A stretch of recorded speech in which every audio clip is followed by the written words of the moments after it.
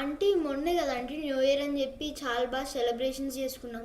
మళ్ళీ ఇప్పుడేంటి ఇది మళ్ళీ న్యూ ఇయర్ అని డాడీ వేపువులు ఇంకా మామిడికాయలు తెస్తున్నారు.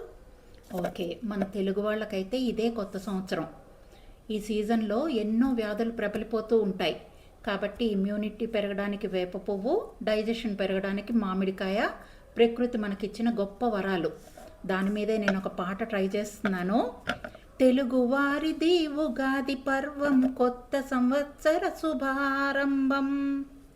వేప పూతల గాలి పరిమళం, మామిడికాయలు కాచే కాలం.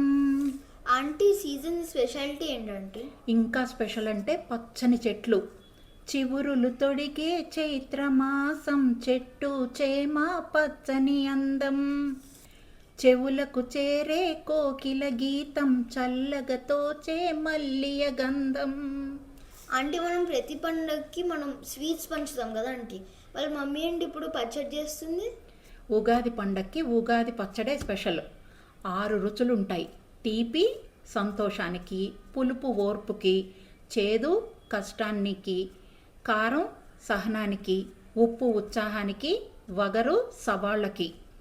ఈ 6 రుచుల మిశ్రమం అన్నమాట. తీపి పులుపు చేదు కారం ఉప్పు వగరు రుచుల మిశ్రమం. కష్ట సుఖాలకి అది సంకేతం, కలగలిపినదే జీవిత సారం. సో ఉగాది పచ్చడి మన లైఫ్ని డిఫైన్ చేస్తుంది. ఆంటీ ఉగాది పండుగది స్పెషాలిటీ ఏంటంటే? ఇంకో ప్రత్యేకత అంటే పంచాంగ శ్రవణం. తిథి వార నక్షత్ర యోగం, కరణం రాశి ఫలాలను వినడం. 12 రాసుల పంచాంగ శ్రవణం, అది ఏ నవగ్రహ అనుగ్రహం.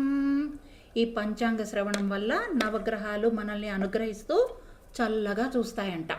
ఓకే, అందరికీ ఉగాది శుభాకాంక్షలు.